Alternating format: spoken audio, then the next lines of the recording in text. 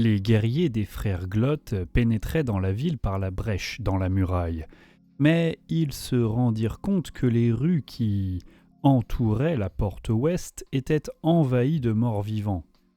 Les pantins de chair titubaient, les bras tendus, en direction des triplés qui menaient l'attaque.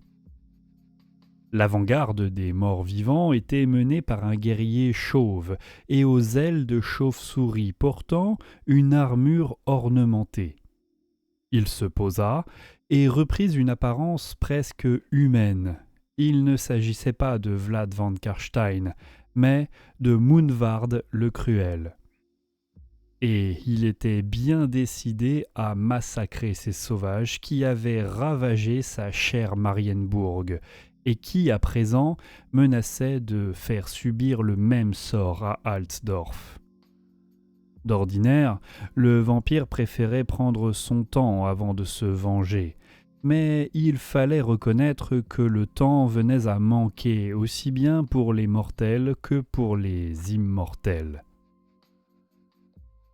Le Terrorgeist, nommé la bête du Suidoc, plongea d'un beffroi tout proche au moment où les rayons de lumière noire jaillissaient des yeux de Munvard. Ils frappèrent Étraque avec une force dévastatrice. Une seconde plus tard, la chauve-souris monstrueuse s'abattit sur Gourk et ouvrit la gueule pour libérer un cri plus terrible que tout un cœur de damné. Gourk vacilla, ses traits grotesques se déformant en un masque de douleur silencieuse.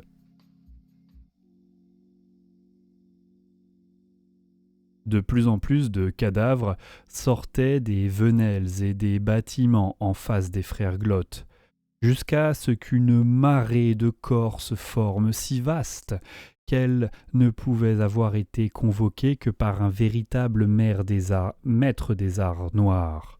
Elle avança comme une lame de fond qui submergea les triplés.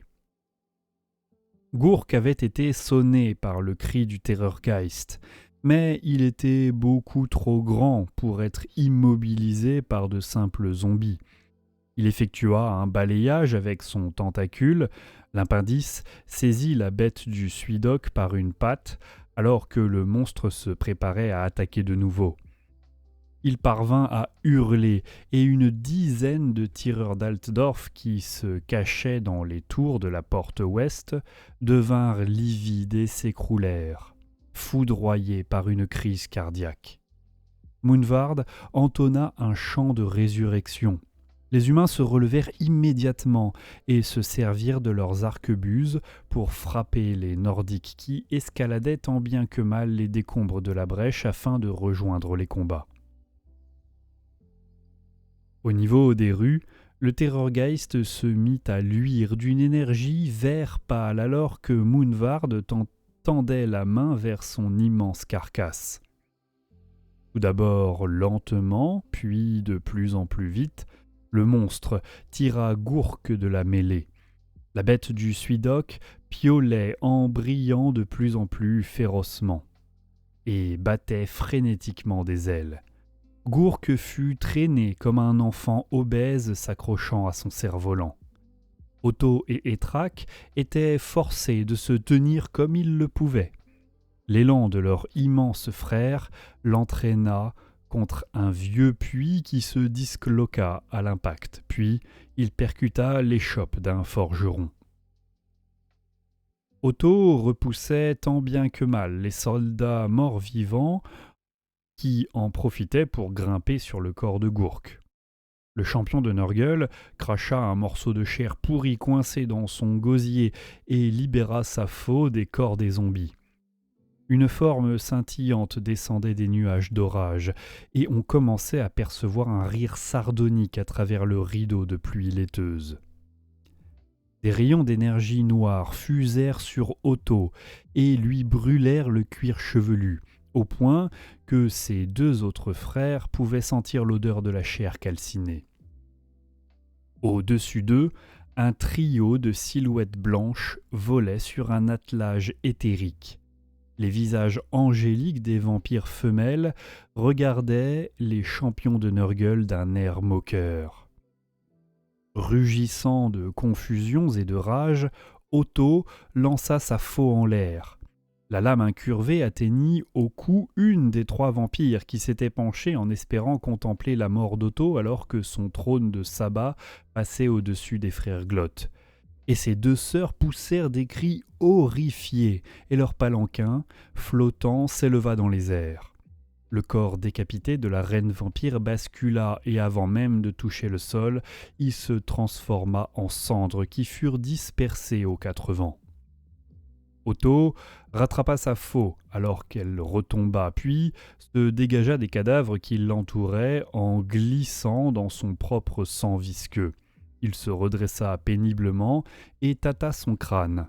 À son grand soulagement, l'os carbonisé se régénérait déjà.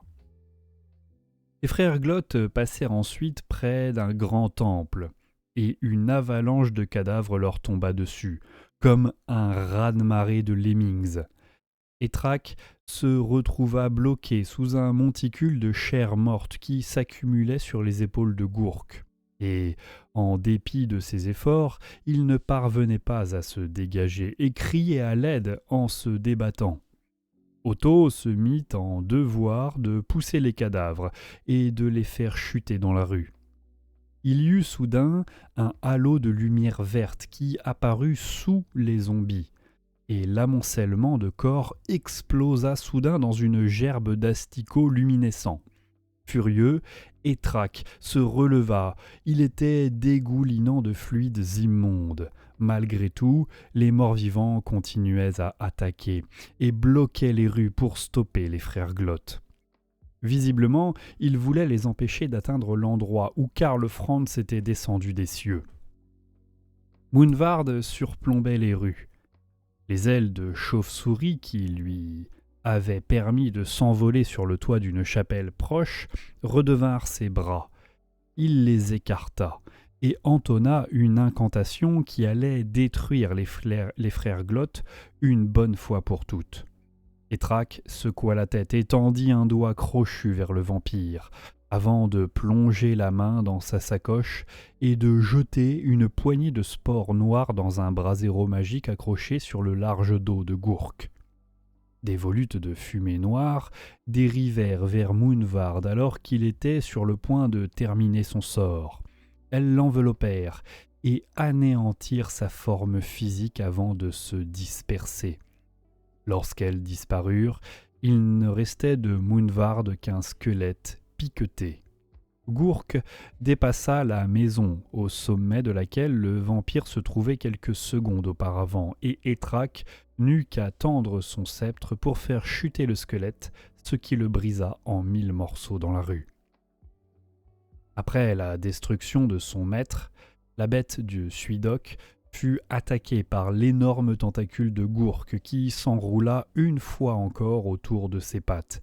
Le mutant géant dont le sillage de dévastation s'étirait jusqu'à la porte ouest secoua la tête d'un air stupide avant de la lever et de voir le Terrorgeist qui battait follement des ailes pour tenter de s'échapper. Sans lâcher sa proie, Gourk la projeta contre une statue de Sierk qui se trouvait au centre de la place du dramaturge. Comme l'énorme chauve-souris bougeait encore, Gourk l'abattit ensuite contre la maison la plus proche. Le Terrorgeist n'était toujours pas vaincu. En désespoir de cause, Gourk décida de lui sauter dessus à pieds joints jusqu'à ce que mort s'ensuive. Gourk grommela de contentement, et un roulement de tonnerre marqua l'approbation de son dieu. Les frères Glott se dirigèrent ensuite vers le palais impérial, sans savoir que le plus puissant des comtes-électeurs les attendait de pied ferme.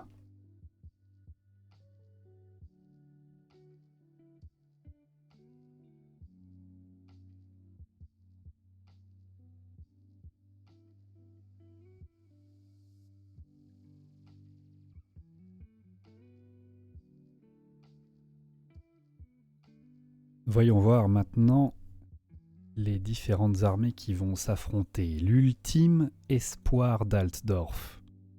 Karl Franz est revenu avec griffes mortelles et trouve son royaume au bord de la catastrophe lorsqu'il émerge des nuages. Il se rend rapidement compte que le vampire Vlad van Karstein est le dernier rempart qui s'oppose à la destruction de l'Empire. L'empereur Karl Franz. Au cours des mois qui ont suivi sa blessure à Effengen, Karl Franz a cheminé secrètement dans l'Empire. Il a fini par être retrouvé par Gregor Martak, qui l'a averti des dangers qui menaçaient Altdorf. La colère de Karl Franz s'est muée en une rage indescriptible lorsqu'il a vu ce qui est advenu de la ville et a juré de tuer les responsables du désastre. Le patriarche suprême, Gregor Martak. Après avoir assisté au règne brutal de Kurt Elborg après la disparition de Karl Franz, le patriarche suprême a entrepris de retrouver le seul homme capable d'assurer la cohésion de l'Empire. Après avoir communié avec les oiseaux et les bêtes de la Dragwalt, il est parvenu à retrouver l'empereur avec l'aide d'un vieil allié, le griffon bicéphale Hurlevent. Le comte électeur Vlad van Karstein. Le vampire Vlad van Karstein cherche depuis longtemps à mettre un terme au règne des empereurs griffons et à les remplacer par sa propre dynastie. Comme beaucoup de vampires, il considère les populations humaines comme du bétail dont il peut se substanter quand bon lui semble.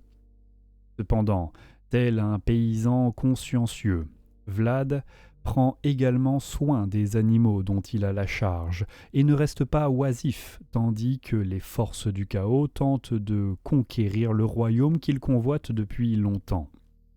Se transformant en vol de chauve-souris, il chemine en toute hâte afin d'empêcher les frères Glott d'atteindre le palais.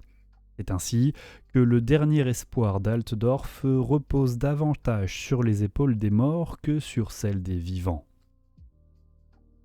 Les morts du palais. Puisant dans les noires énergies de Geheimnichnacht, Vlad est parvenu à vaincre l'étreinte du dieu de la mort et à ressusciter les nobles enterrés dans le jardin de mort qui entoure le palais impérial. Ces soldats morts-vivants, que Vlad jette sur la route des frères Glott, sont vieux de plusieurs siècles. Cependant, même si ces créatures ne sont plus que des squelettes et des armures en métal corrodé, les esprits qui les habitent sont toujours indomptables, car ils appartenaient jadis à des ducs et à des barons et sont galvanisés par la magie noire qui tourbillonne autour de la silhouette de leur nouveau maître. En face, nous avons les tueurs sur le seuil. Alors que le destin de l'Empire ne tient plus qu'à un fil, les frères Glott s'en vont finir la sinistre besogne entamée par leurs alliés. Et lorsque leur armée pourrie est bloquée, les fils chéris de Nurgle se préparent à se tailler un chemin sanglant vers la victoire finale. Les frères Glott exaltés. Les énergies de Nurgle abondent dans la ville et les frères Glott, qui se sont déjà distingués aux yeux de leur maître, sont investis d'une puissance terrifiante. Ensemble, il n'est rien qu'ils ne peuvent accomplir, y compris assurer la pérennité du portail entre les mondes. Les rares élus. Même s'il reste moins de 40 guerriers des tribus des fjords, ils continuent de se battre aux côtés de leur chef. Ces survivants sont les plus endurants et les plus dévots des serviteurs de Nurgle. Un seul d'entre eux serait assez puissant pour mener toute une tribu à la victoire. Ensemble, ils sont dignes d'attirer l'attention des dieux. Les vérolés. Les survivants des pillards rouges ont changé d'allégeance au cours de l'invasion des frères Glott. Même s'ils ont moissonné bon nombre de crânes, les infections qui les ont affligés les ont lentement tournés vers l'adoration de Nurgle au lieu de Khorne. Le sang qui maculait leur corps a caillé avant de se muer en chancre infestée. Il leur accorde une grande résistance à la douleur. Béni soit l'homme qui était perdu, mais qui a retrouvé la lumière. Les chevaliers de l'entropie. Grâce à leurs services zélés pour la plus grande gloire du Seigneur de la Déchéance, ceux qui avaient débuté l'invasion de l'Empire en tant que séides décérébrés ont depuis été bénis d'une intelligence sommaire qui leur permet d'apprécier les fruits de leurs ravages. Ils se sont rebaptisés les Chevaliers de l'Entropie. Ces anciens déchus sont désormais décidés à retrouver les faveurs de Nurgle, d'autant plus que ce dernier a déjà été suffisamment généreux pour leur laisser les mutations qu'ils ont accumulées jusqu'à ce jour. Voyons maintenant les illustrations de ces différents personnages.